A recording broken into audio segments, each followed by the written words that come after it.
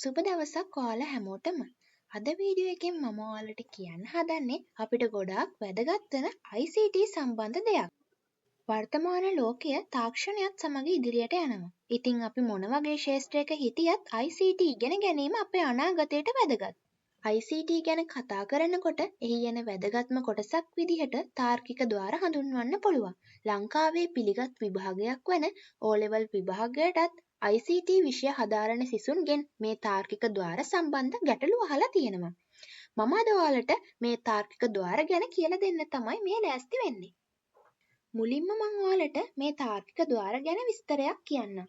පරිගණකයක් සෑදිලා තියෙන්නේ සංකීර්ණ සංඛ්‍යාංක පරිපථ රාශියක එකතුවෙන්.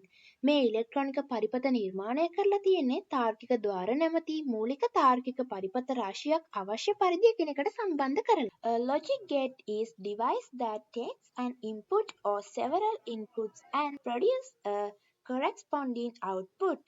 ද්විමය සංඛ්‍යා අනුසාරයෙන් යම් යම් තර්ක තත්ත්ව ගොඩනැංවීමටත් ඒ අනුව යම් යම් තීරණ ගැනීමටත් හැකිවන පරිපථ තාර්කික පරිපථ කියලා හැඳින්වෙනවා. මේ තාර්කික ద్వාර පරිපථ භාවිත වන ආකාරය අනුව කොටස් දෙකයි. පළවෙනි එක තමයි මූලික තාර්කික ద్వාර. අනිත් එක තමයි සංයුක්ත තාර්කික ద్వාර. අපි දැන් මේවා ගැන විමසලා බලමු.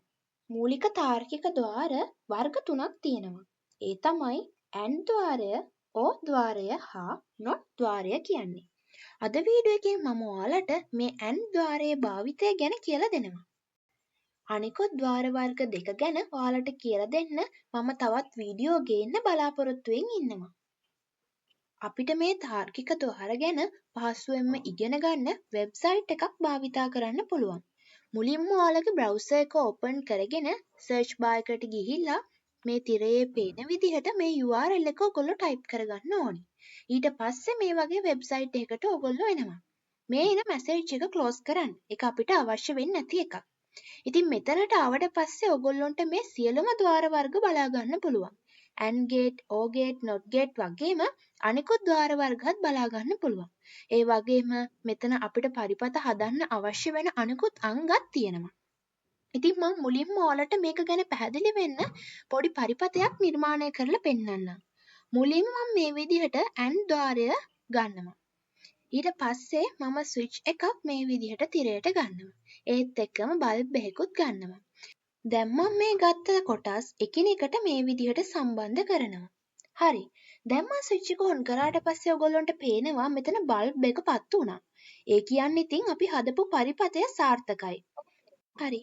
පරිපථය නිර්මාණය කළා ඒක සාර්ථකයි. හැබැයි ඔයාලට පෙන්වන්න තව දෙයක් තියෙනවා. ඒ නිසා මම කලින් වගේම තව පරිපථයක් නිර්මාණය කරනවා. මේ බලන්න. ඔයගොල්ලෝ දැක්කද මෙතන එක වයර් එකක් විසන්ධි කරලා තිබ්බට පස්සේ බල්බ් එක පත්තුනේ නැහැ. ඒ කියන්නේ ඉතින් AND gate එකෙන් සරලවම සිද්ධ වෙන්නේ මේ ద్వාර දෙකෙන්ම විද්‍යුතය මේ බල්බ් එකට ගමන් කරොත් බල්බ් එක පත්තු වෙනවා. ඒ කියන්නේ අපි මේ කොටස් දෙක AB විදිහට ගත්තොත් A සහ B යන දෙකෙන්ම විද්‍යුතය බල්බයට ගමන් කරන්න ඕන. මේ තියෙන්නේ මම අර වෙබ්සයිට් එකම භාවිතා කරලා AND gate එක විස්තර කරන්න හදපු පරිපථයක්. මේක බැලුවොත් ඔයාලට තවත් මේ AND gate එක සම්බන්ධයෙන් විස්තර පැහැදිලි වෙයි. ඉතින් ඔයාලත් මේ වෙබ්සයිට් එක භාවිතා කරලා පරිපථ නිර්මාණය කරලා පුරුදු වෙන්න. අද වීඩියෝ එක ඔයාලට ගොඩක් පැහැදිලි වෙන්න ඇති කියලා මම හිතනවා. මොනවා හරි ප්‍රශ්න තියෙනවා නම් කමෙන්ට් එකක් දාලා මගෙන් අහන්න. ඉතින් අනිකුත් ద్వාර ගැන විස්තර මම ඉදිරි වීඩියෝ වලින් ගේන්න බලාපොරොත්තු වෙනවා. අද වීඩියෝ එක මෙතනින් අවසන් වෙනවා. හැමෝටම සුබ දවසක්.